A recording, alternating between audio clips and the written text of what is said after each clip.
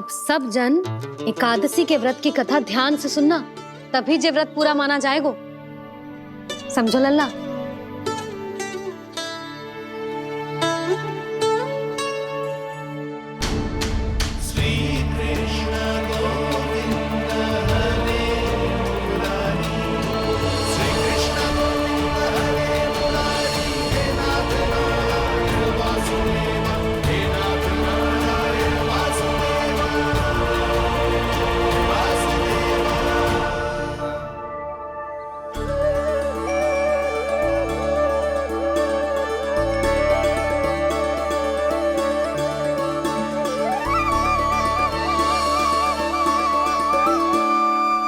सतयुग में चंद्रावती नाम के नगर में मूरा नाम का एक असुर राज्य करता था। ओम ब्रह्मदेवाय नमः। ओम ब्रह्मदेवाय नमः। ओम ब्रह्मदेवाय नमः। ओम ब्रह्मदेवाय नमः।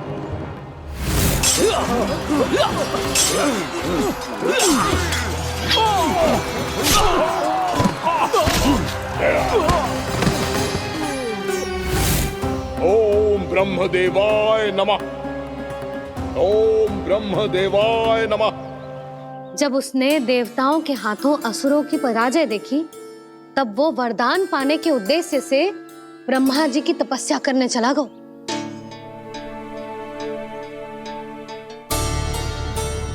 शीघ्र ही मूरा की तपस्या सफल हो गई और ब्रह्मदेव जी उससे प्रसन्न हो गए। ओम ब्रह्मदेवाय नमः। ओम ब्रह्मदेवाय नमः। ओम ब्रह्मदेवाय नमः। ओम ब्रह्मदेवाय नमः। ओम ब्रह्मदेवाय नमः। ओम ब्रह्मदेवाय नमः। ओम ब्रह्मदेवाय नमः। ओम ब्रह्मदेवाय नमः। मूरा, प्रणाम ब्रह्मदेव। तुम्हारी तपस्या सफल हुई। बोलो, तुम्हें क्या वर चाहिए? सृष्टि के रचयिता ब्रह्मदेव, कृपया मुझे ऐसा वरदान दीजिए जिसकी सहायता से मैं त्रिलोकी विजयी बन जाऊं और कोई देवता मुझे पराजित ना कर सके। यहां तक कि देवताओं के रक्षक, सृष्टि के संचालक भगवान श्री विष्णु के लिए भी मैं अपराजय रहूं। तथास्तु, तथास्तु, तथास्तु। प्रणाम ब्रह्मदेव।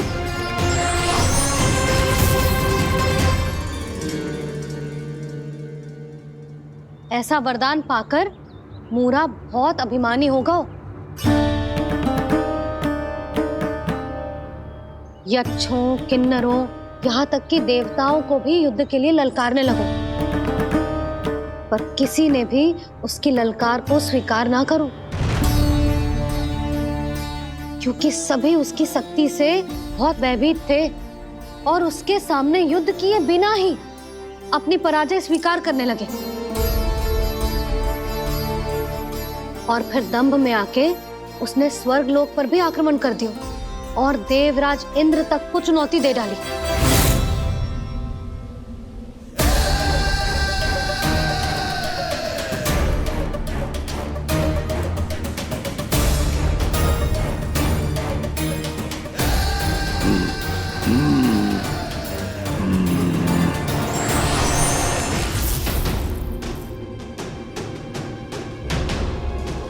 मैं प्रतीक्षा कर रहा हूं देवराज, क्या उत्तर है तुम्हारा? मुझसे युद्ध करोगे या फिर बिना लड़े ही पराजय स्वीकार कर मेरे अधीन हो जाओगे और सौंप दोगे मुझे अपना ये स्वर्ग लोक? सारी शक्ति तुम्हारे मुख में है या कुछ बाहुबल भी है तुम्हारे पास? मैं तुम्हारी चुनौती स्वीकार करता हूं मूरा। मैं तुम्हारी चुनौती स्वीकार करता हूं मूरा।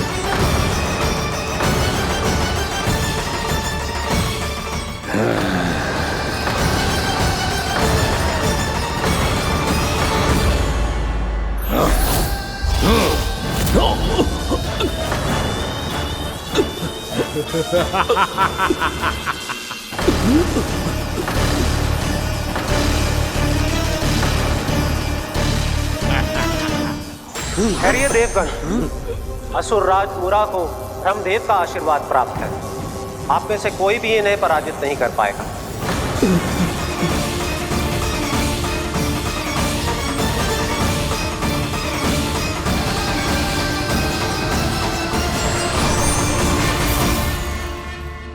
एक अवसर और देता हूं देवराज। युद्ध या अधीनता, क्या उत्तर है तुम्हारा देवराज?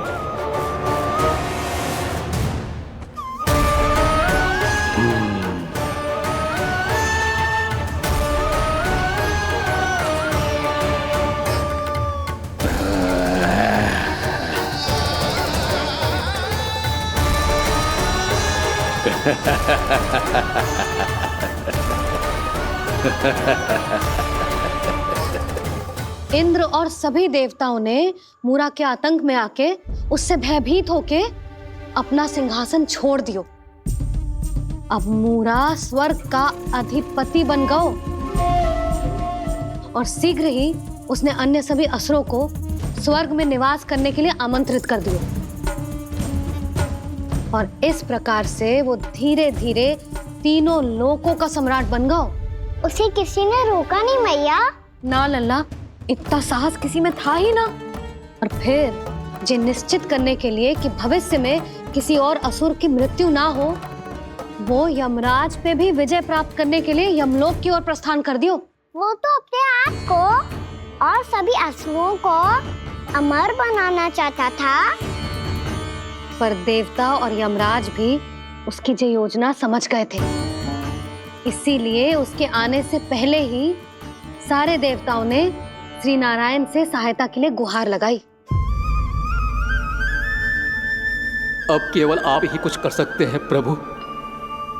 अभी तो मूरा केवल त्रिलोक का स्वामी है, और यदि उसने यमलोक भी जीत लिया तो वो जीवन को ही नियंत्रित नहीं करेगा प्रभु, वो मृत्यु का भी स्वामी हो जाएगा। ऐसे में पहले सृष्टि का संतुलन तो नष्ट होगा प्रभु, और फिर स्वयं सृष्टि ही नष्ट हो जाएगी। ऐसा नहीं होगा यमदेव, नियति ऐसा होने ही नहीं देगी। विधि रचेगी खेल और मैं बनूंगा माध्यम। असुर राज मुरा का सामना मैं करूंगा। बस आप मुझे चुनौती देने के लिए उसे तैयार कर लीजिए, चाहे उसके लिए आपको साम दाम दंड भेद कोई भी उपाय क्यों ना अपनाना पड़े।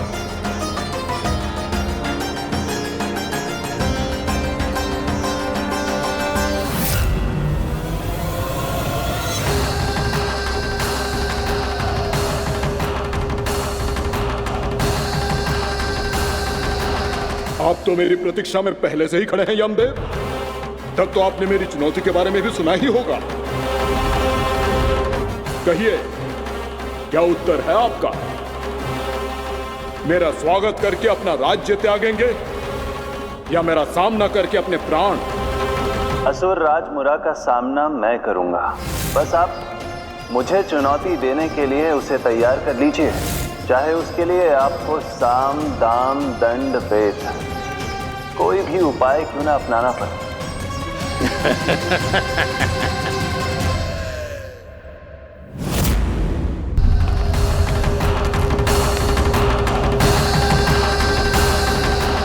आप तो मेरी प्रतीक्षा में पहले से ही खड़े हैं यमदेव।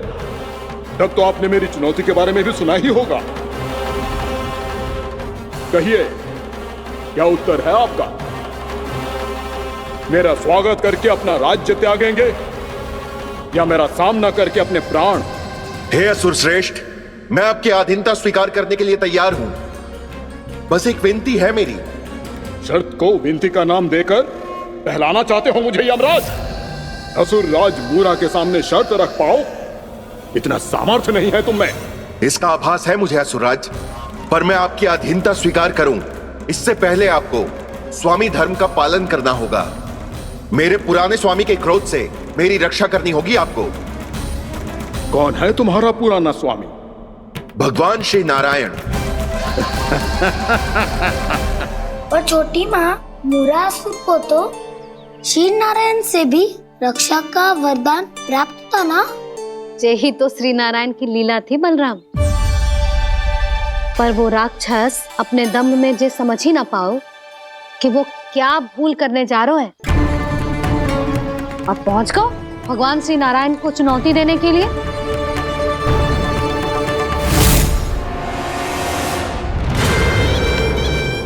वहीं ठहर जाओ असुर राज मूरा।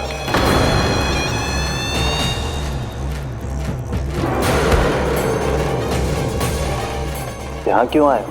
आपको पराजित करने और ये वैकुंठ जीतने, ताकि मैं यमलोक का स्वामी बन सकूं। फिर आओ, युद्ध भूमि में मेरा सामना करो।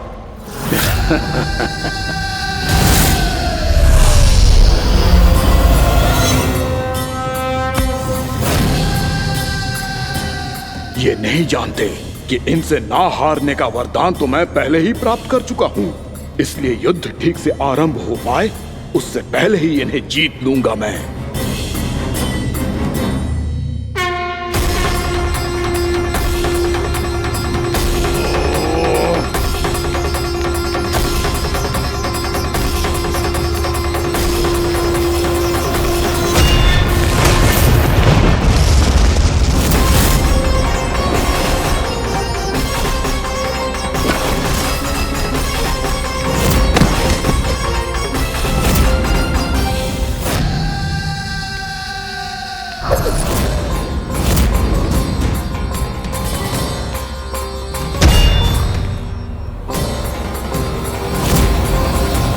और इस प्रकार जे युद्ध वर्षों वर्षों तक चलता रहो।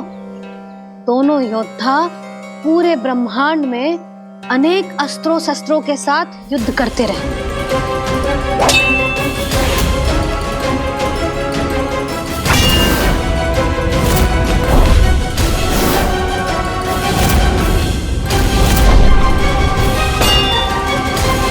फिर क्या हुआ मैया?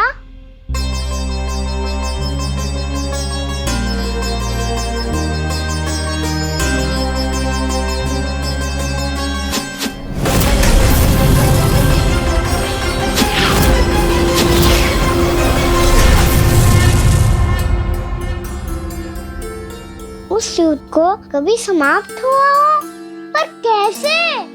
शीघ्र ही वो राक्षस थक गौ लल्ला।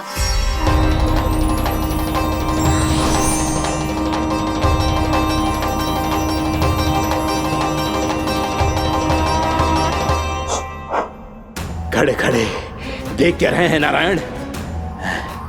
आक्रमण कीजिए, वध कर दीजिए मेरा।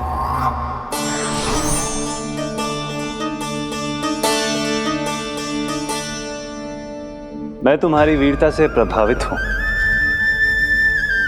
इसीलिए इतनी थकान की स्थिति में मैं तुम जैसे वीर पर आक्रमण नहीं करूंगा।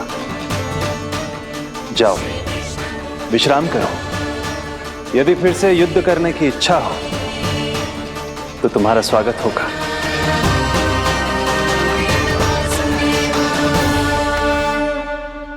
जे कह के श्री नारायण बद्रिका आश्रम चले गए और वहां हिमवत नाम की एक कंदरा में ध्यान लगा के बैठ गए।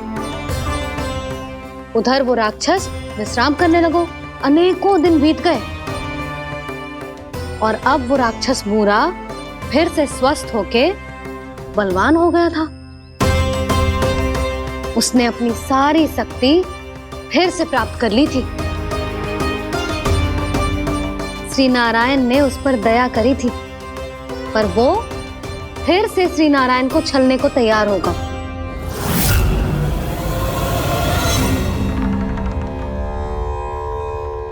ध्यान में बैठे बैठे श्री नारायण योग निद्रा में चले गए। पर दुष्ट मूरा इसी अवसर का लाभ उठा के उनकी कंदरा में घुस आयो ताकि वो सोते हुए श्री नारायण पे आक्रमण कर सके।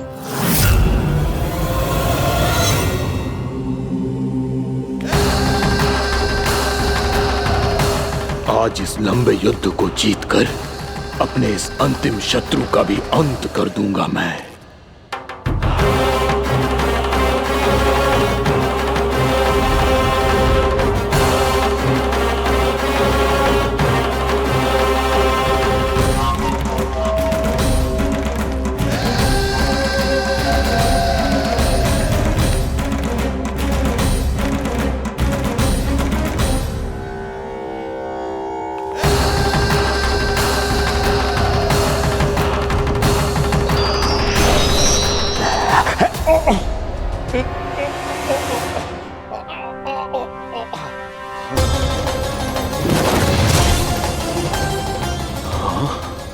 दुष्ट राक्षस,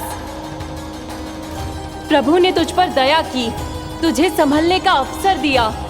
तू इन्हीं पर ही छल से वार करने चला है।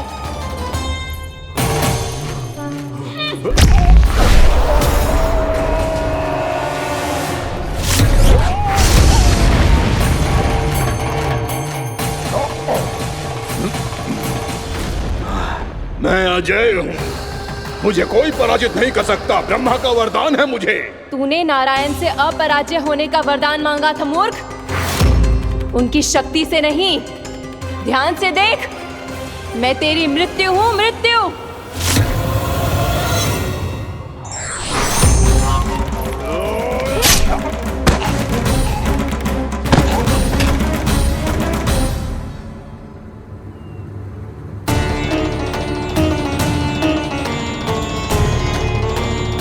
वो देवी कौन थी छोटी माँ?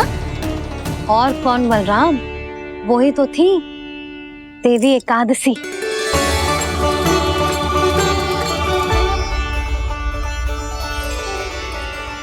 मुझे क्षमा कीजिए प्रभु, आपकी आज्ञा के बिना ही युद्ध करके आपके शत्रु को मृत्यु के घाट उतार दिया।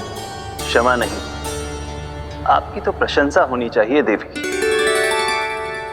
असुर राज को मारकर आपने सभी देवताओं को मुक्त करवाया है। इस पापी के अहंकार से तीनों लोकों की रक्षा की है आपने।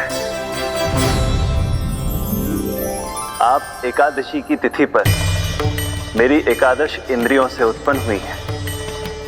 इसीलिए मेरे सभी भक्त आपको उत्पन्न एकादशी के नाम से जानेंगे।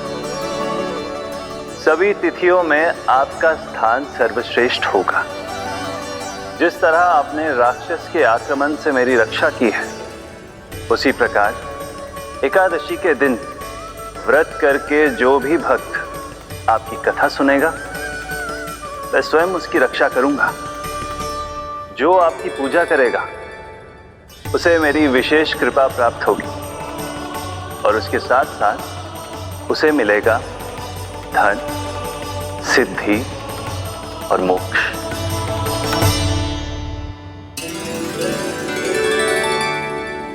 इसीलिए आज के दिन व्रत रखने का बहुत अधिक महत्व होता है।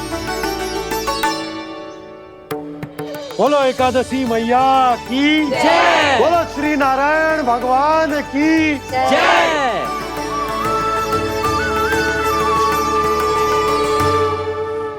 प्रभु की कृपा से एकादशी का महत्व भी पता चल गो और मेरा व्रत भी सफल हो गो। अब भी नहीं भूला रहा, एकादशी का व्रत पूरी तरह तभी सफल होता है जब द्वादशी के दिन उसे पूरा किया जाता है।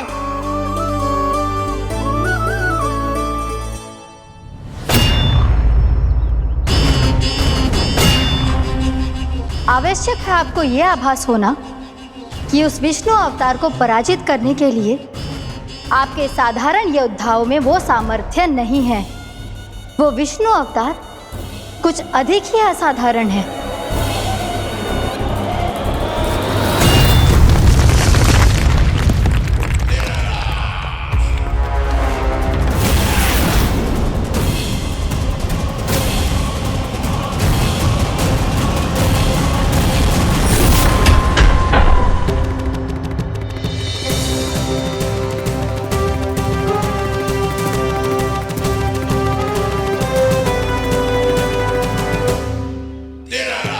अब मैं दिखाऊंगा उस विष्णु अवतार को असाधारण शत्रु क्या होता है।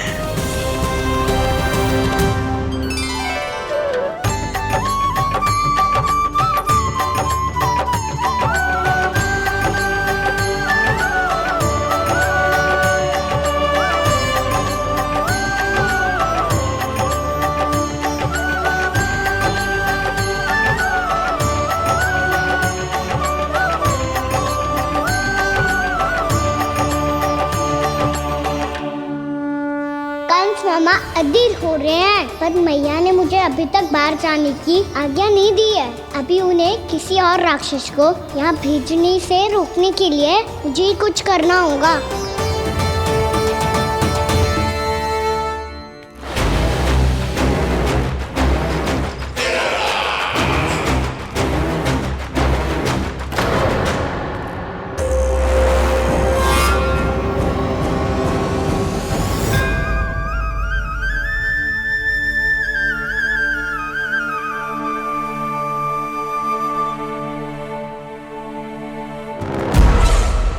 कौन हो तुम?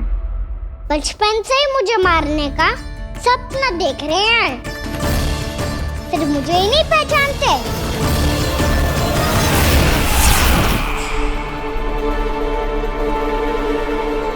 बचपन से विष्णु अवतार। कोई कान्हा बुलाता है तो कोई मुरलीधर पुकारता है,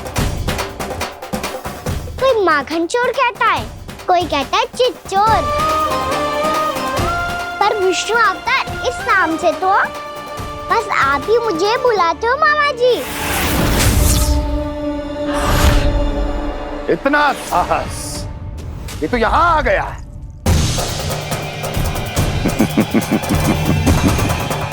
यहाँ आ तो गया तू विष्णु अवतार, किंतु यहाँ से जीवित नहीं जाएगा। तेरे इस शीश को तेरे धड़ से अलग कर दूंगा मैं।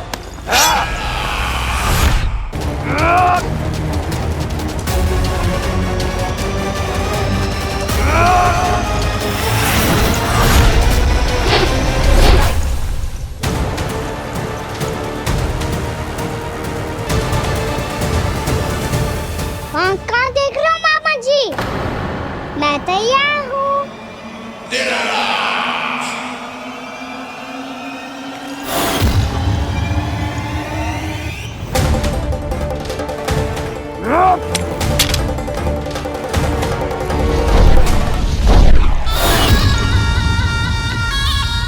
मामा जी, आप सदैव इसी तरह क्रोध में रहते हो क्या?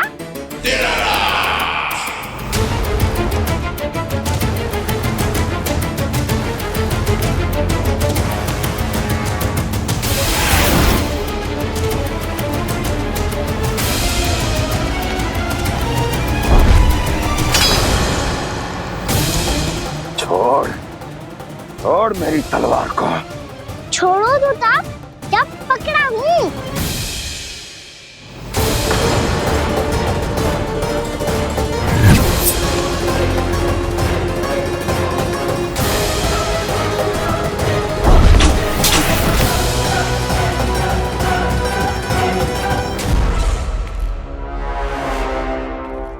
मामा जी,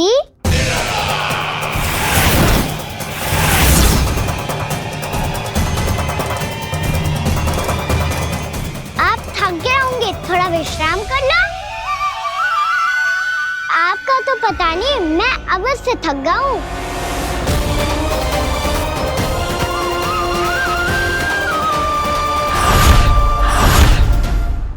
मेरे सिंहासन पर बैठने का तू साहस?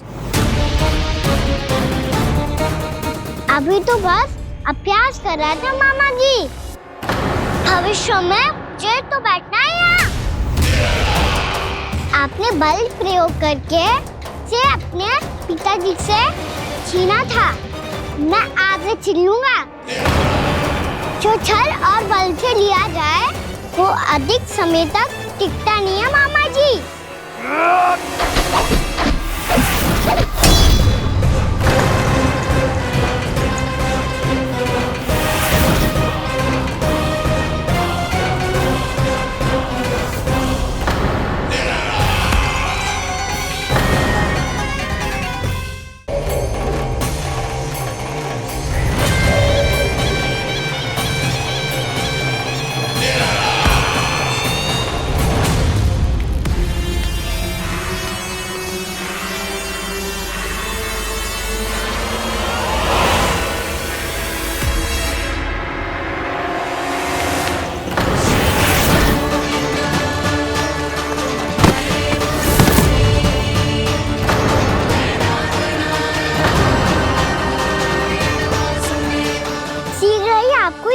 सिंहासन छोड़ना होगा।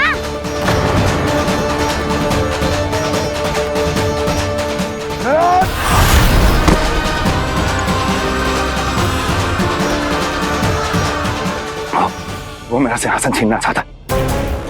वो आ रहा है, वो आ रहा है। सैनिकों, दुर्जन, बंद कर दो सभी द्वार और झरों के, सब के सब। इसकी हर संभावना पर इतना कड़ा पहरा बिठा दो कि ना तो कोई महल के भीतर आ सके, ना कोई बाहर जा सके। मुझे महल की चप्पे चप्पे की सूचना चाहिए। जाओ।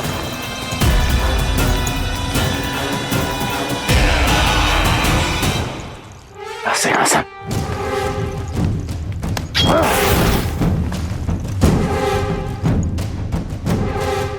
अब आ, दुष्ट मायावी, छलिया विष्णु अवतार, मैं कंस तेरी प्रतीक्षा कर रहा हूं।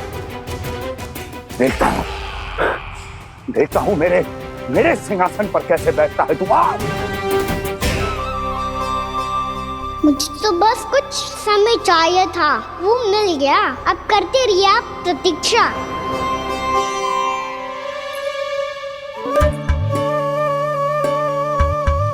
जी अपने आप से बातें क्यों कर रहे हो जी?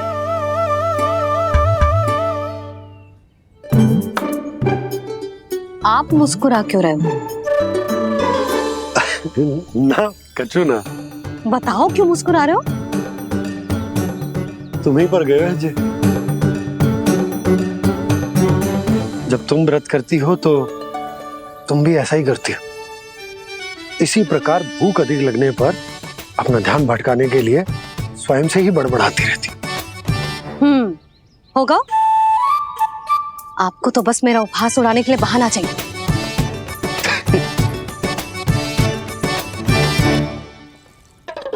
नन्ना, भूख लगी है?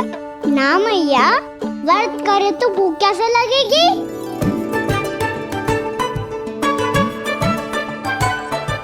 यदि लगी हो तो छोटे बालकों को थोड़ी बहुत भूल चूक क्षमा होती है। कछु ना तो फल तो तू खा ही सकते है। अब तो पूरे नियम और विधि विधान से व्रत तोड़ूंगा। कल द्वादशी के सुबह मुहूर्त के अनुसार। ठीक।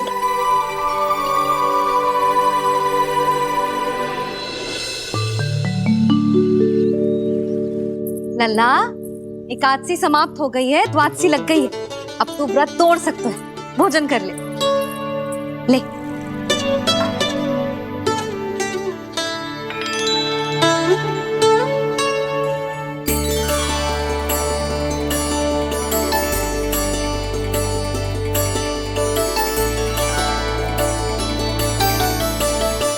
आज तो कार्य कर लीजिएगा। मैं ना चाहती कि सब गांव वाले फिर से आपका उपहास उड़ाएं। अरे, इसी क्षण कार्य आरंभ करना आवश्यक ना है। कुछ खा तो लो। कल भी पूरे दिन व्रत में रहे, अब तो कुछ खा लो। ना, अभी बिल्कुल भूख ना है। और हाँ भगवान, तुम्हें चिंता करने की आवश्यकता नहीं है। आज मैं किसी को भी 2 शब्द कहने का अवसर नहीं दूंगा। अरे, कुछ खाओगे पियोगे नहीं तो कैसे रहोगे?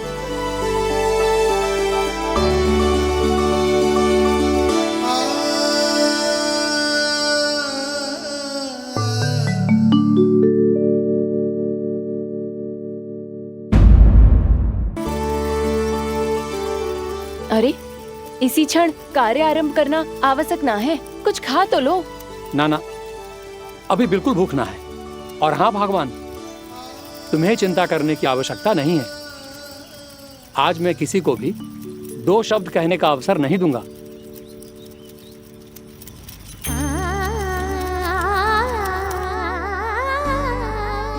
ठहर, मैं तेरे लिए मट्ठा लेके आती हूँ। व्रत के बाद पीने से पेट ठंडा रहता है। रुक।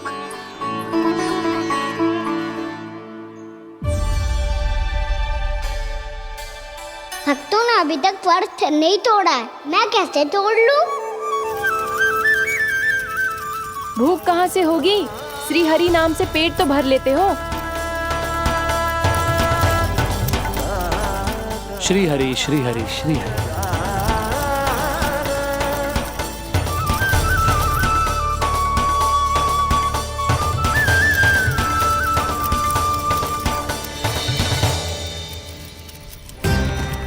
हरि हरि प्रभु हरि, हरि हरि प्रभु हरि, हरि हरि प्रभु हरि, हरि हरि प्रभु हरि।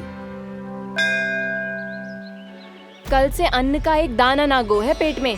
अब क्या व्रत तुड़वाने भी आपके प्रभु ही आएंगे? अब क्या व्रत तुड़वाने भी आपके प्रभु ही आएंगे? मैया,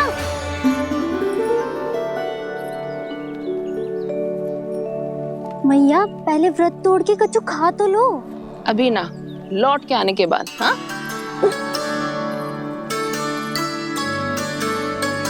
बलराम, ठहरो पुत्र, पहले कुछ खा लो। व्रत तोड़ना आवश्यक होता है। मैया ने एकादशी का महत्व बताया। लगता है मुझे सबको द्वादशी पर व्रत तोड़ने समाप्त करने का महत्व बताना होगा। हरि हरि हरि हरि हरि, मेरे हरि।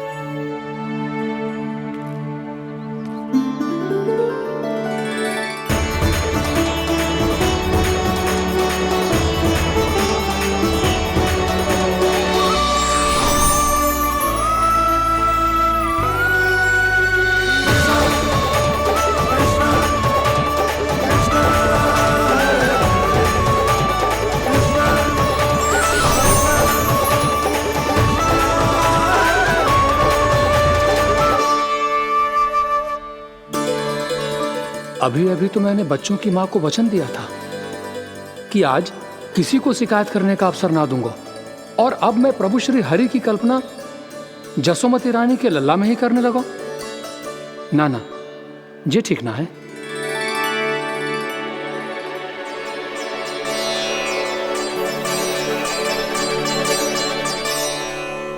ठीक ही तो है, बिल्कुल सही पहचाना है आपने। बड़े तो बड़े, अब तो बालक भी हमारा उपहास उड़ाने लगे। मैं आपका उपहास नहीं उड़ाने आया, मैं तो आपके एकादशी के व्रत को पूरा कराने आया हूँ।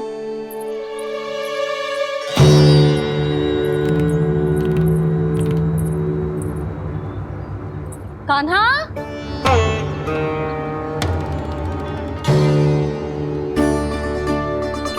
तो ये रे आपकी छड़ी और ये रे मेरी पीठ।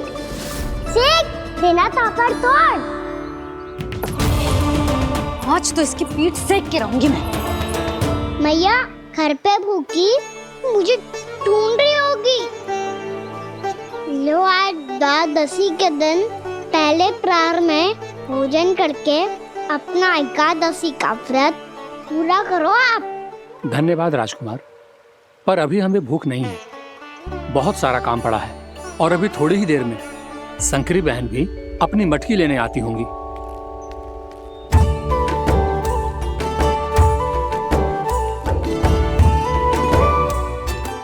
पर मैं आपका व्रत पूरा कराए बिना नहीं जा सकता।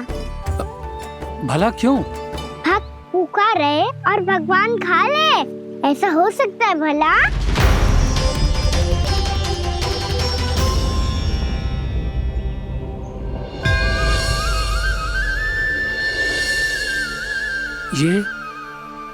ये कैसा भ्रम हो रहा है मुझे? मुझे लगता है अपना काम करना चाहिए। द्वादशी के पहले प्रहर में व्रत पूरा करना बहुत आवश्यक होता है, ना तो एकादशी का व्रत भी पूरा ना मानो जाता। इतनी सारी ज्ञान की बातें तुम्हें कैसे पता है लल्ला?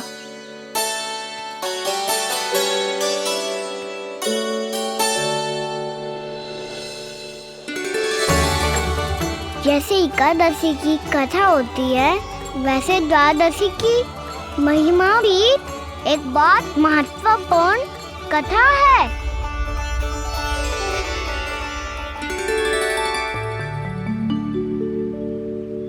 कैसी कथा? बिल्कुल सही समय पे आई हो आप। क्योंकि आपको ये कथा आपको अवश्य सुननी चाहिए।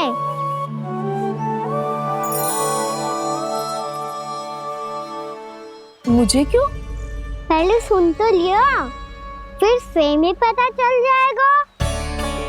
बहुत समय पहले एक राजा हुआ करते थे, राजा अम्बरीश। भगवान श्री हरि के बहुत बड़े भक्त थे। ओम नमो नारायणाय। ओम नमो नारायणाय।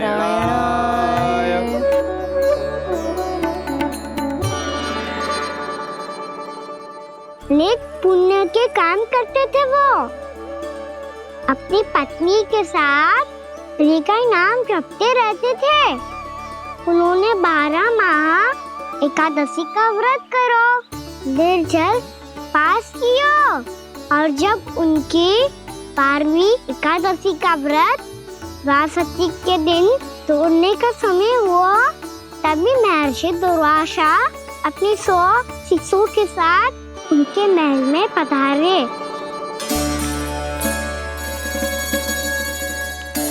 प्रणाम स्वीकार करें महर्षि।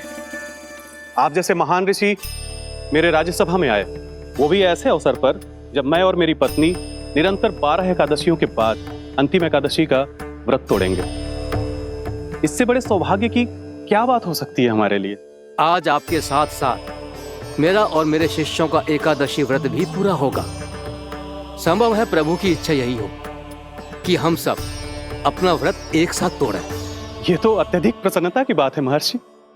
तो फिर ठीक है, हम सब यात्रा से थके हैं। व्रत तोड़ने से पहले हम स्नान करना चाहते हैं। जैसी आपकी इच्छा महर्षि। जब तक आप लोग लौटेंगे तब तक आपके सारे प्रबंध यहाँ हो चुके होंगे।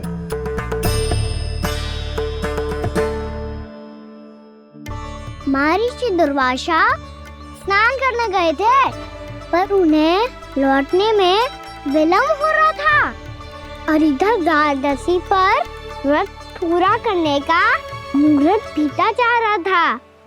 महाराज अम्बरीश बड़ी विरगता के साथ महर्षि दुर्वासा के लौटने की प्रतीक्षा कर रहे थे। महाराज, व्रत तोड़ने का मुहूर्त बीता जा रहा है। बस कुछ ही समय बचा है। महर्षि और उनके शिष्यों को लौटने में न जाने कितना समय लग जाएगा। मेरा सुझाव है कि आप मुहूर्त समाप्त होने से पहले व्रत अवश्य तोड़ लें। गुरुदेव, हमने महर्षि दुर्वासा को वचन दिया है कि जब तक वो लौटेंगे नहीं तब तक हम व्रत नहीं तोड़ेंगे। इसीलिए मैं उनका लौटने के बाद ही भोजन ग्रहण करूंगा। पर महाराज, मुहूर्त यदि बीत गया और समय रहते हो नहीं आए तो महाराज आपका व्रत पूरा नहीं होगा। महाराज, आपको उसका फल नहीं मिलेगा। महाराज, 12 एकादशियों का व्रत व्यर्थ चला जाएगा। किंतु गुरुदेव, यदि मैंने भोजन कर लिया तो ये तो अतिथियों का अपमान होगा। आप उचित कह रहे हैं महाराज। भोजन के लिए उनकी प्रतीक्षा अवश्य कीजिए महाराज। पर मुहूर्त रहते हुए एक तुलसी का पत्ता और जल ग्रहण कर लीजिए। इससे आपका व्रत भी पूरा हो जाएगा और अतिथि का मान भी रह जाएगा। आपका सुझाव अच्छा है गुरुदेव।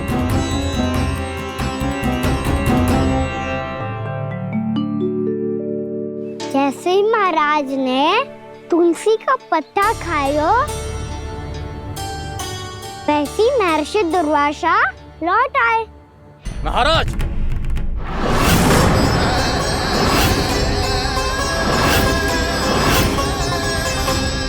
महाराज को उपास तोड़ते देखते बहुत क्रोधित हो गए।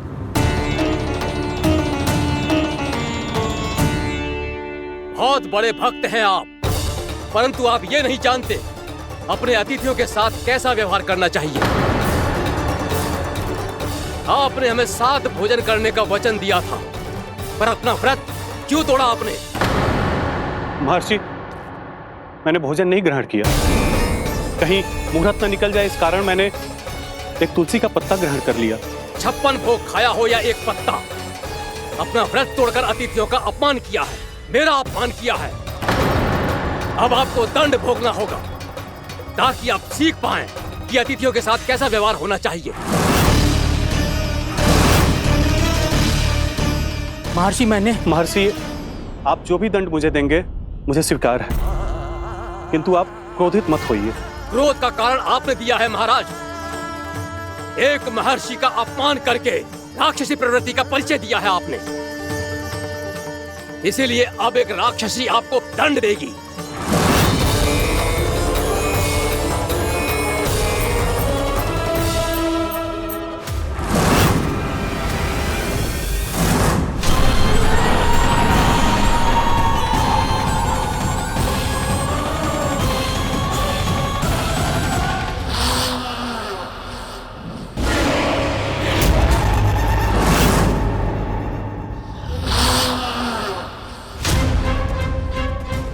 हे प्रभु, यदि मैंने सच में महर्षि का अपमान करने की भूल की हो तो मैं उसका परिणाम भोगने के लिए प्रस्तुत हूं। ओम नमो नारायणाय, ओम नमो नारायणाय नमः। महर्षि दुर्वासा को यह आभास ही नहीं था कि महाराज अम्बरीश ने उनका अपमान नहीं किया था, फिर भी उसे अपमान मान के वो श्री नारायण के भक्त पे संदेह कर रहे थे। मैंने भी तो भोला राम की भक्ति पे संदेह किया था। हे नारायण, ये क्या पाप हो गया मुझसे। संदेह किसी अपमान से कम ना हो तो, और भगवान सब सह सकते हैं, पर उनके प्रिय भक्तों का अपमान सहन ना कर सकते, इसीलिए उन्होंने हस्तक्षेप करने का निर्णय लिया।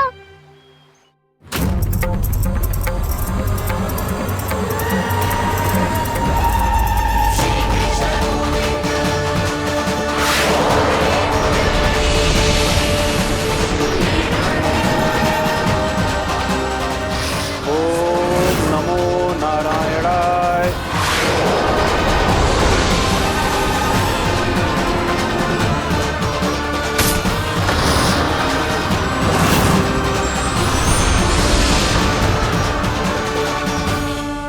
और फिर भगवान का वो सुदर्शन चक्र महर्षि दुर्वासा के पीछे पड़ गया। ये चक्र तो मेरी ओर बढ़ रहा है। ओम नमो नारायणाय। ये कैसे संभव हो सकता है? कोई रोको इसे, कोई रोको इसे।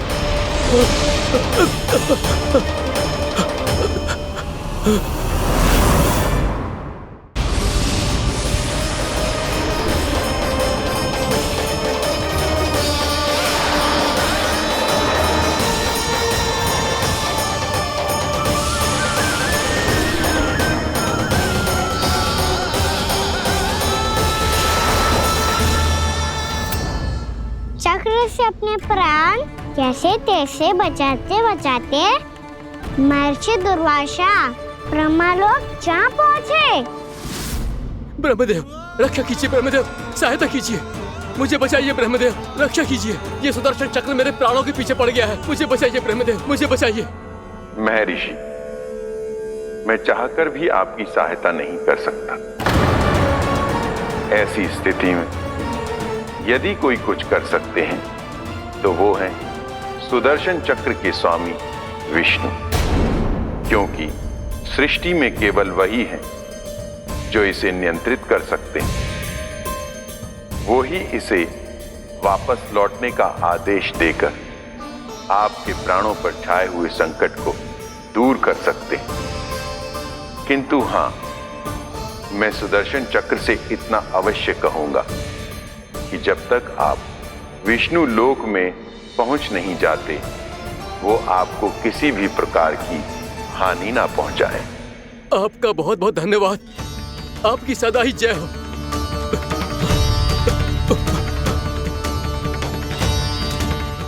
फिर क्या था? भागते भागते महर्षि दुर्वासा सीधे भगवान श्री हरि के शरण में बैकुंठ पहुंच गए। त्राहिमाम प्रभु, त्राहिमाम, मुझे बचाइए। मेरी सहायता कीजिए प्रभु, मेरी सहायता कीजिए। मैं आपके इस चक्र और ऊर्जा से नहीं भाग सकता प्रभु। कृपया करके अपने सुदर्शन को रोकिए, इसे वापस लीजिए प्रभु। यह असंभव है महर्षि। एक बार सुदर्शन चक्र मेरे हाथों से छूट जाए तो अपना उद्देश्य पूरा किए बिना, मेरे भक्तों की रक्षा किए बिना वापस नहीं लौटता। कोई तो उपाय होगा प्रभु, कृपया करके मेरे प्राण बचाइए प्रभु। मैं सुदर्शन की ऊर्जा से जलकर भस्म नहीं होना चाहता प्रभु। आप जो कहेंगे मैं करूंगा प्रभु। मेरी सहायता कीजिए प्रभु, मेरी सहायता कीजिए। उपाय है, किंतु मुझे नहीं लगता कि आप वो कर पाएंगे। मैं अवश्य करूंगा। मैं अपनी प्राण रक्षा के लिए कुछ भी करूंगा प्रभु। आपने मेरे भक्त राजा अम्बरीश को भक्ति का कर्तव्य निभाने के लिए अपमानित और दंडित किया है महर्षि, पर भक्त की रक्षा करना भगवान का कर्तव्य है। इसलिए यदि आप भक्त राजा अम्बरीश के पास जाकर क्षमा याचना करें और यदि वो आपको क्षमा कर दे तो ही ये चक्र आपके प्राण लिए बिना लौट सकता है। अन्यथा आप तो जानते हैं महर्षि, मेरे भक्त का अपमान मेरा अपमान। भक्त का अपमान भगवान के अपमान से कम ना हो तो है। महर्षि दुर्वासा को भी ये बात समझ आई और फिर उन्होंने महाराज अम्बरीश से क्षमा याचना की। महाराज महाराज महाराज महाराज महाराज मुझे क्षमा करें महाराज, मुझसे बहुत बड़ी भूल हो गई महाराज, मुझसे बहुत बड़ी भूल हो गई महाराज। महर्षि, आप हमारे चरण छुए ये उचित नहीं। महाराज महाराज अम्बरीश, आप नारायण के सच्चे भक्त हैं। मैंने आपको अपमानित किया, दंडित करने का प्रयास किया महाराज। इस अपराध के लिए मुझे क्षमा कीजिए महाराज, और इस सुदर्शन चक्र से मेरे प्राण बचाइए महाराज।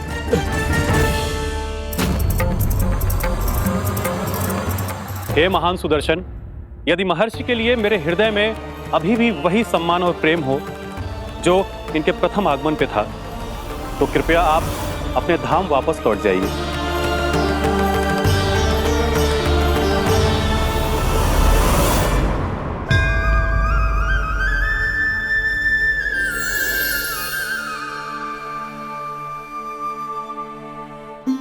आपका बहुत बहुत धन्यवाद महाराज अम्बरीश। मैं आपको आशीर्वाद देता हूं कि आप देवराज इंद्र के समान शक्तिशाली हों। आपकी कीर्ति का पताका 10 दिशाओं में फहराए। मेरी बस एक ही इच्छा है महर्षि, कि मैं आपके साथ अपना उपवास तोड़ सकूं। अवश्य महाराज, हम सब भोजन आपके साथ करेंगे और अपने आप को नारायण की सेवा में अर्पित करके व्रत को पूरा करेंगे, क्योंकि आज जो यहाँ हुआ है उससे सिद्ध हो चुका है कि एकादशी व्रत का फल द्वादशी की सुबह भोजन करने से ही प्राप्त होता है। इस कथा से हमें पता चलता है कि सभी को द्वादशी की सुबह भर पेट भोजन करके एकादशी का व्रत पूरा करना चाहिए। और दूसरी बात, भगवान की सच्ची भक्ति अपमान कभी ना करना चाहिए। उनके साथ सदैव प्रेम से व्यवहार करना चाहिए। यही भगवान को सबसे अधिक प्रिय है। भैया भोलाराम, मैंने भी श्री हरि पे तुम्हारे विश्वास का उपहास उड़ाया था, मुझे क्षमा कर दो। ना ना, आप क्षमा मांगकर मुझे लज्जित मत करो। आप तो मेरी बहन जैसी हैं। जब महर्षि दुर्वासा जैसे महान ऋषि को भी प्रभु के भक्त से क्षमा मांगनी पड़ी, तो मैं तो बहुत ही तुच्छ हूँ। मुझे आपकी किसी भी बात का बुरा ना लगा। पर पता है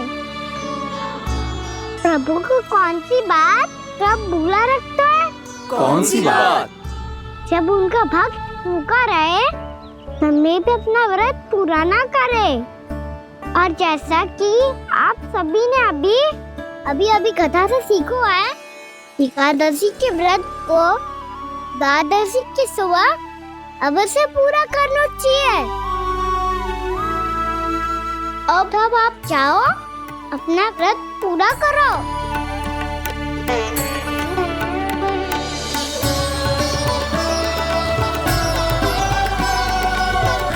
मैं आपके लिए जल लेके आती हूँ।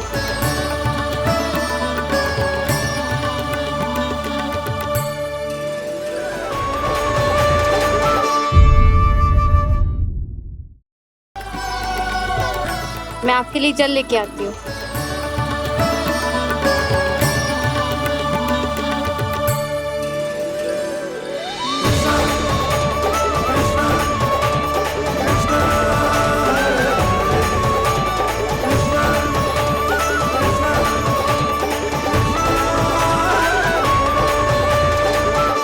यो खाओ।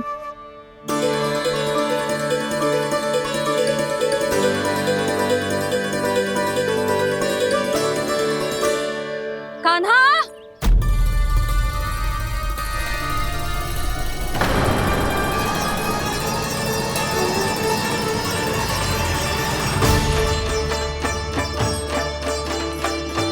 बोलो काका, सिगरेट छुपा लो मुझे, मैया आ रही है, बहुत क्रोध में लगती है।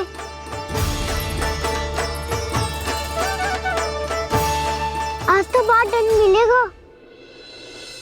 अभी क्षण भर पहले तो ये साक्षात भगवान के रूप में बात कर रहे थे और अब अचानक ही ऐसे बालक बन गए जो मैया से दंड मिलने के भय से व्याकुल हैं। बोला काका, किस सोच में पड़ गए? सिगरेट छुपा लो मुझे।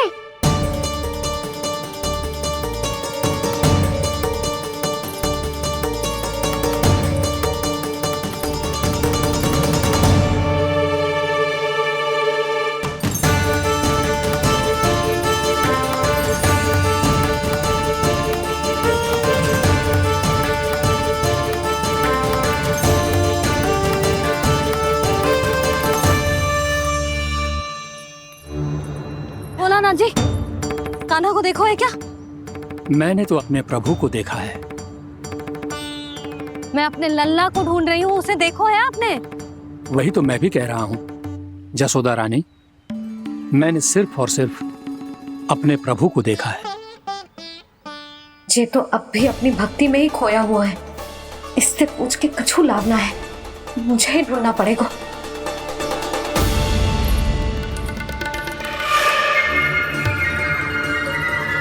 बच गए। शंकरी मौसी, कान्हा को देखो है क्या कहीं?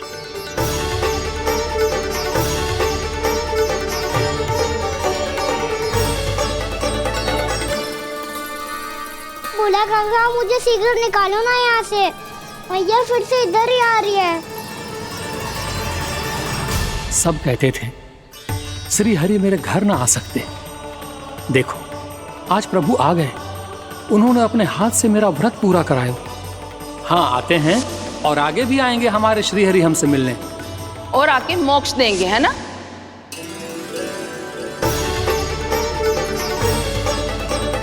सिगरेट निकालो ना बोला काका, मैया आ रही है। मैं ना निकालूं? मेरा अर्थ है मैं निकालूंगा, अवश्य निकालूंगा, पर तब तक नहीं निकालूंगा जब तक आप मेरी सारी बातें मान नहीं लेते हैं। कौन सी बात? प्रभु, मुझे मोक्ष प्रदान कर दीजिए प्रभु। तथास्तु। ना ना ना प्रभु, मेरे साथ साथ मेरे परिवार को भी मोक्ष दे दीजिए। तथास्तु। अब तो निकाल दो, मैया देख लेंगी। ना प्रभु, मेरे परिवार के साथ मुझसे जुड़ी हुई हर वस्तु, जीव जंतु, प्राणी, गाय बैल भैंस, सभी को मोक्ष प्रदान कर दीजिए प्रभु। तथास्तु। प्रभु, आप सच में अद्भुत हैं। मैंने जो मांगा आपने बिना सोचे समझे सब प्रदान किया। मैं ही अपनी मांगे बढ़ाता रहा। प्रभु, प्रभु मुझे क्षमा कर दीजिए। प्रभु मुझे क्षमा कर दीजिए।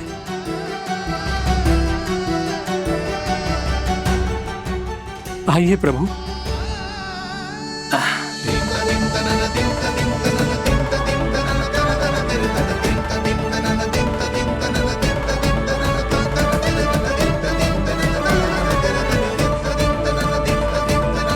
प्रभु, आप तो प्रभु हो, हरि हो, भगवान हो। आप चाहते तो इस मटके से स्वयं निकलकर बाहर आ सकते थे, फिर मेरी आपने हर इच्छा क्यों पूरी की? क्योंकि मेरे भक्त की इच्छा पूरी करने में मुझे भी प्रसन्नता मिलती है। ना तो मैं अपने हक का अपमान सह सकता हूँ और ना ही उनकी इच्छा अधूरी रहने दे सकता हूँ।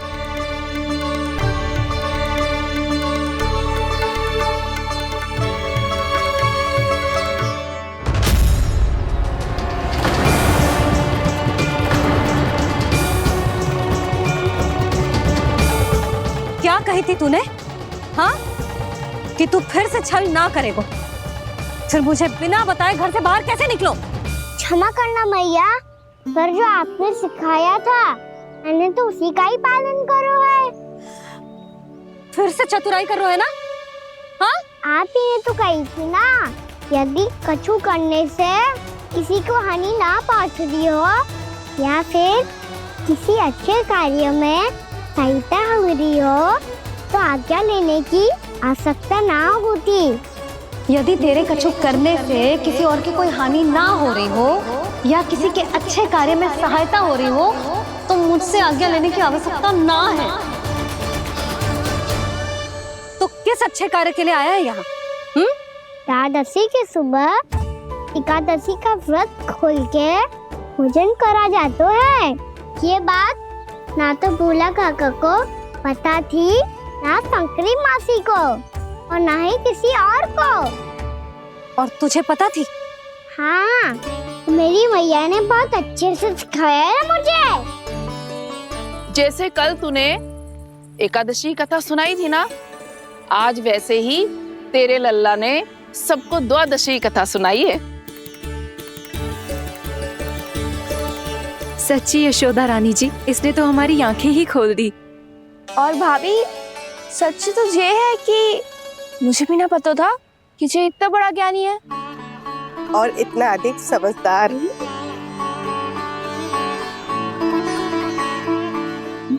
द्वादशी की कथा?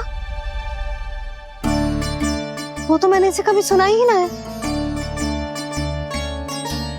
फिर इसे कैसे पता थी? रानी जी, जो स्वयं भगवान हैं, भला उन्हें कैसे कुछ नहीं पता होगा। मैंने तो इन्हें पहचान लिया। और हाँ, आप सब लोग भी इन्हें अपने अंतर्मन की आंखों से देखिए, हो सकता है इन्हें पहचान पाएं। ये कोई और नहीं है, श्री नारायण है, मेरे श्री हरि, मेरे प्रभु। जय श्री हरि।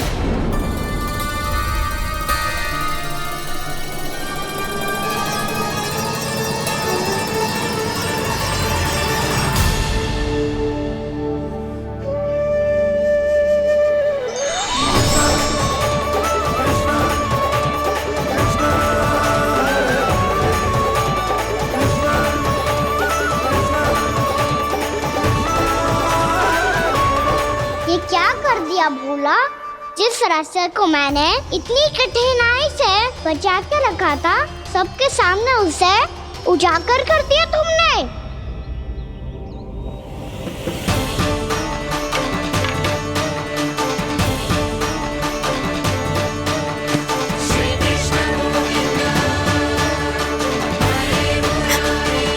नारायण, नारायण, श्री नारायण।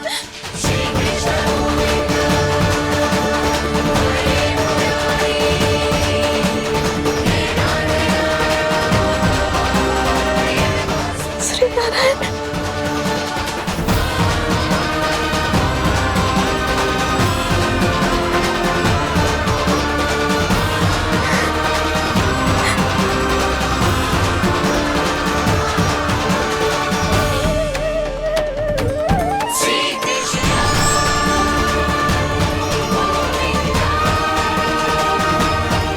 श्री नारायण प्रभु।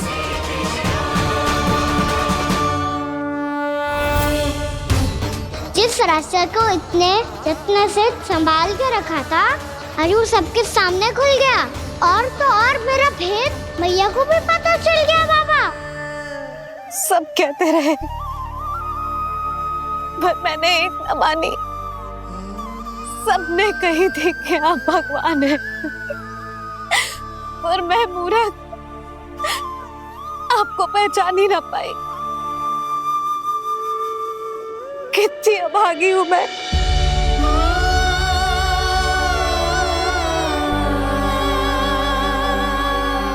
जिस मुंह से मुझे आपकी महिमा गानी चाहिए थी, उसी मुंह से मैंने आपको डांटा है।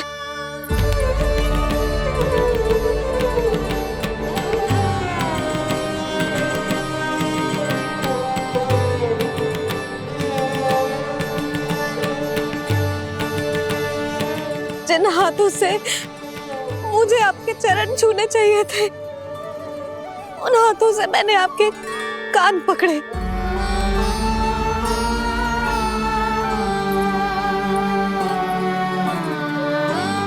मुझे तो आपकी सेवा करनी चाहिए थी प्रभु, और मैंने आपको दंड दियो, आपको घर से बांध दियो।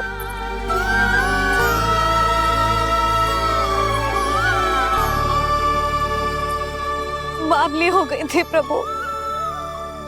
अपने श्री नारायण को, अपने प्रभु को एक साधारण सा बालक समझ लियो मैंने। मैं आपके लिए भगवान नहीं हूँ मैया, साधारण बालक ही हूँ, बस आपका लल्ला। बुद्धि भ्रष्ट हो गई थी, भूल पर भूल करती चली गई। आज भी आपके पीछे पीछे छड़ी लेकर दौड़े चले आए।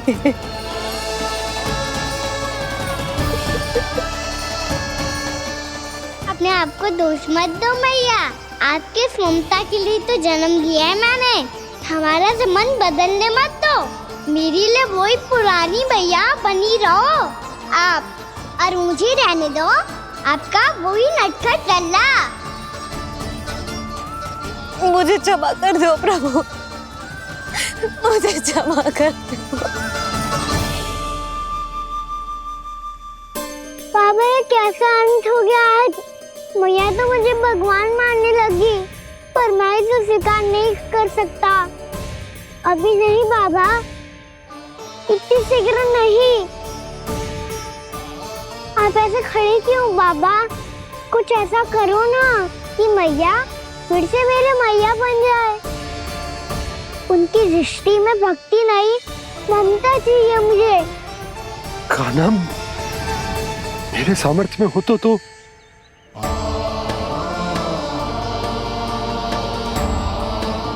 दाऊ, आप तो बड़े भाई हो, अपने छोटे भाई की सहायता करो ना, जिससे मैया सब कुछ भूल जाए। मैं क्या कर सकता हूँ कान्हा? कोई तो सहायता करो मेरी।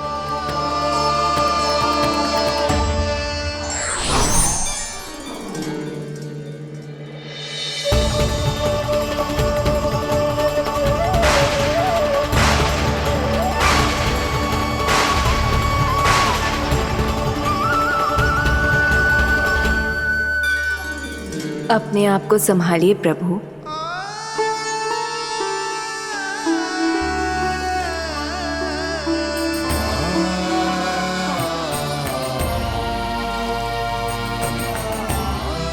देखो ये क्या हो गया, भैया को सब पता चल गया। अभी तो मुझे मैया की ममता का शौक पूरी तरह मिला ही नहीं था। योग माया,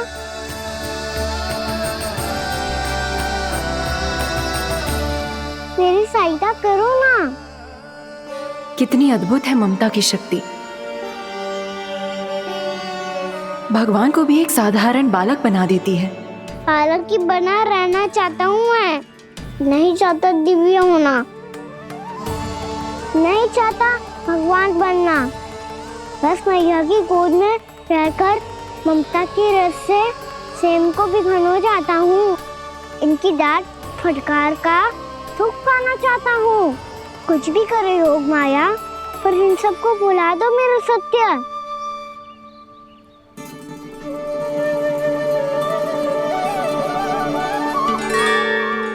पर इन्हें तो मोक्ष का वरदान मिल गया है प्रभु,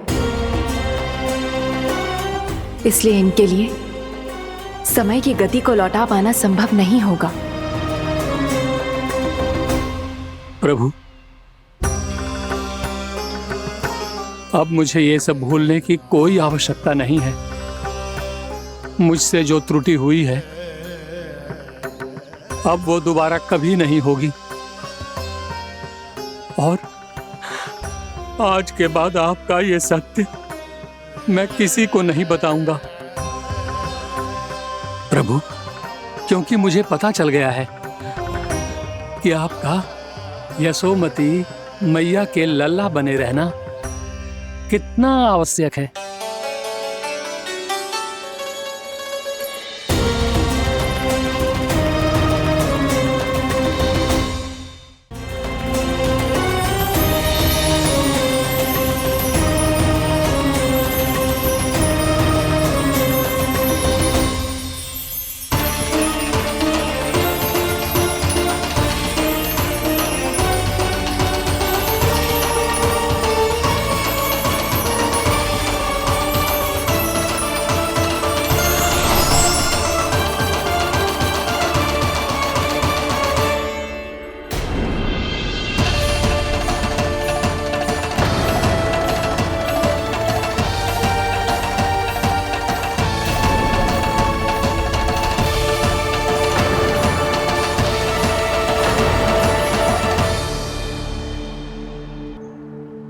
भैया आपकी छड़ी। पहले चुपके से भाग जातो है, फिर स्वयं ही छड़ी भी पकड़ा रो है? नटखट कहीं का। हंसी आ रही है? अरे किस बात पे इतनी हंसी आ रही है रे? हाँ?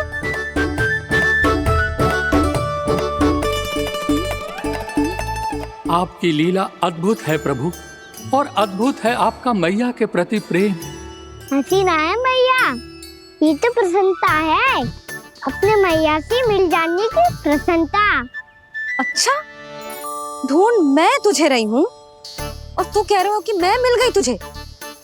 तू घर चल लल्ला, अच्छे से पिटाई करूंगी तेरी।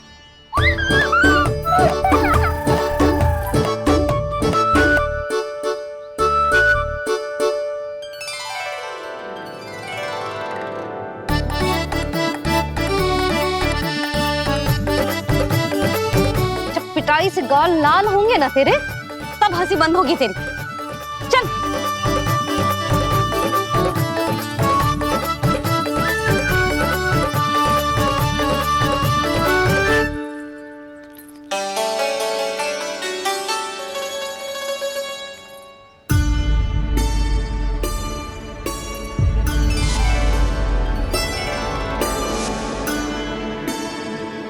लगता है भैया की और चतन स्मृति वापस आ रही है।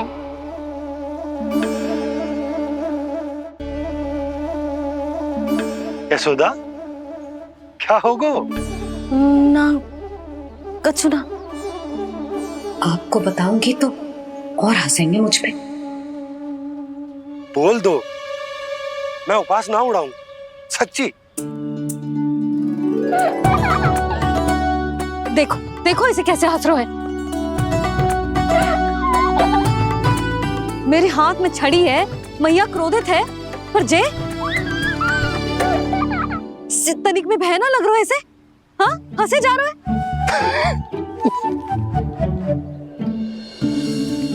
दोनों बाबा लल्ला एक जैसे हो। चल तू, चल चल।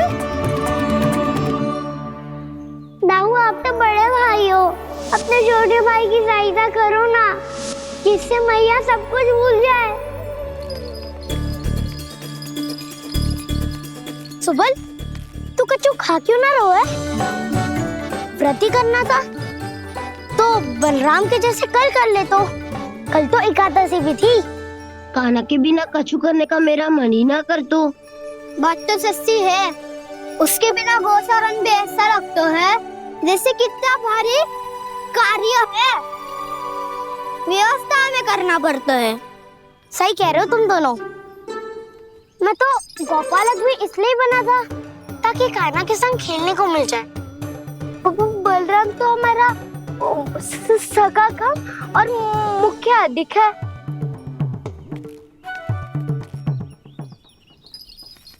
रुक जाओ, तुम सब कुछ देर विश्राम कर सकते हो।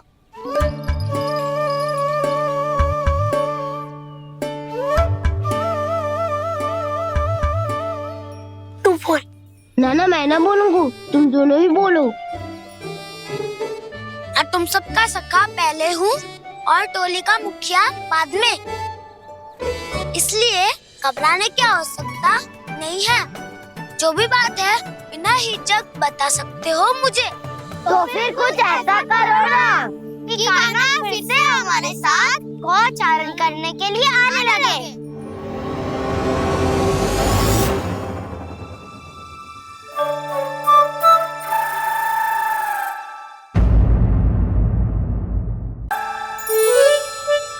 बिना कछु बताए भाग गओ। ये भी ना सोचा तेरे बिना मैया बाबा व्रत कैसे तोड़ेंगे। देखो देखो अभी भी हंस रहा है।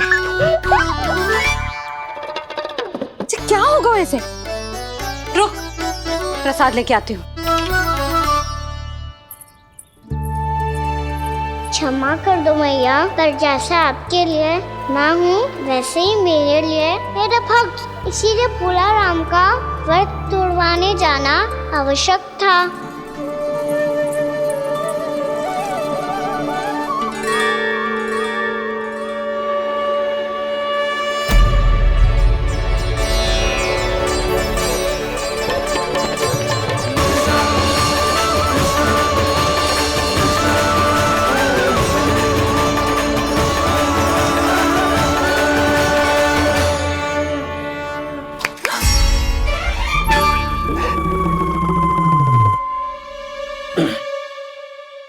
सुधा, फिर से खो गई तुम। अरे कौन से स्वप्न लोक में चली जाती हो तुम बार बार? हमें भी बताओ। माया का प्रभाव ममता पर अधिक समय तक नहीं रह पाता प्रभु। अरे बोलो ना यशोदा, क्या सोच रही थी?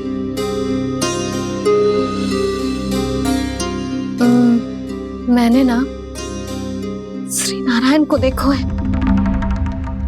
हाँ तो वो तो मैं भी देख रहा हूँ, यही तो है हमारे सामने। ये वाले ना तो मैंने साक्षात श्री नारायण को देखो है, वो भी अपने कान्हा के भीतर देखो। कान्हा के भीतर? ना मतलब कान्हा और ये दोनों आमने सामने थे। मैं कुछ समझो ना यशोदा। नारायण और कान्हा दोनों आमने सामने थे? ना, मेरे कहने का अर्थ है कि कान्हा और श्री नारायण एक दूसरे के आगे पीछे थे। अच्छा, तो मतलब श्री नारायण आगे थे और कान्हा पीछे था। पर अगर कान्हा पीछे था तो तुमने कैसे देखो? ओहो, कान्हा आगे था, श्री नारायण पीछे थे।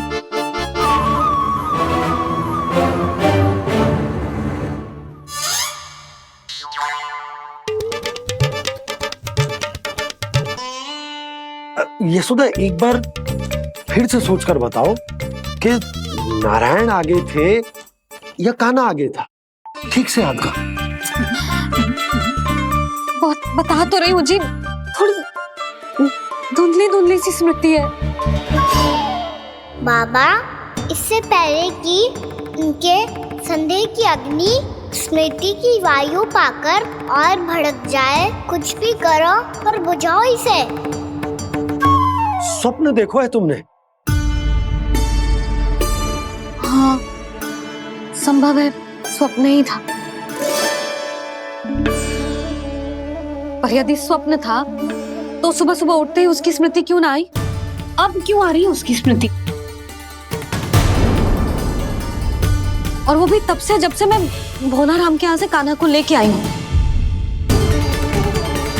और जब मैं गई थी तो छड़ी मेरे हाथ में थी, पर फिर कान्हा ने मुझे छड़ी दी और मैं बैठी हुई थी। इस बीच कछु तो हुआ है। भैया की अचेतन स्मृति वापस आ रही है। अब मुझे ही कुछ करना होगा। मुझे लगता है जी, जब मैं वहाँ गई ना, भैया व्रत पूरा करने का सुबह मुहूर्त निकल जाएगा और अब तो भूख भी बहुत तीव्र लग रही है। हे नारायण, मैं तो भूल ही गई कि लल्ला भी तो कल से भूखा है।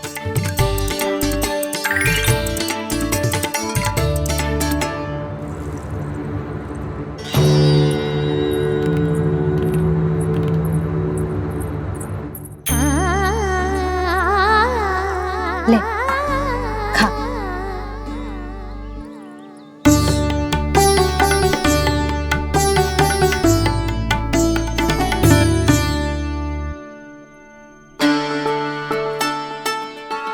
संतान की चिंता में सब कुछ भुला दे, ऐसी ही होती है ममता। और कान्हा को अच्छे से पता है कि इसको लाभ कैसे उठाना है। हाँ बाबा, लाभ ना, मैं तो मैया की ममता का आनंद उठाना चाहता हूँ, जितना संभव है उससे भी अधिक।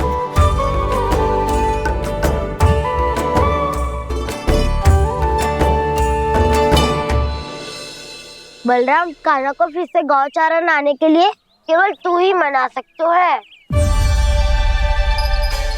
तुम्हें ही वो क्षमता है, हमारी टोली के मुख्य गोपालक जो हो तुम। हाँ, और कान्हा के दाव भी तो हो तुम। हाँ, वो तुमको मना ना कर पाएगा। तुझे छोटा होने के नाते तुम्हारे आदेश का पालन तो करना ही चाहिए कान्हा को। चिंता मत करो सखा, मैं कछु कहूँ और कान्हा ना माने, ये तो संभव ही ना है।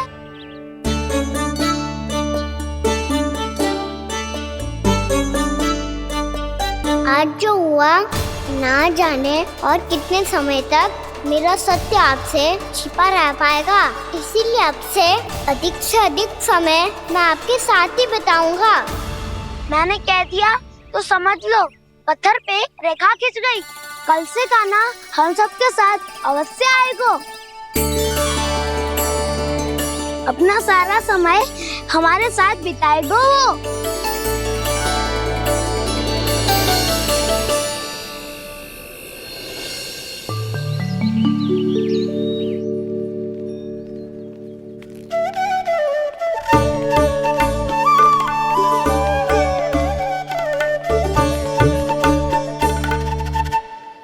अभी तक तैयार नहीं हुए? तैयार?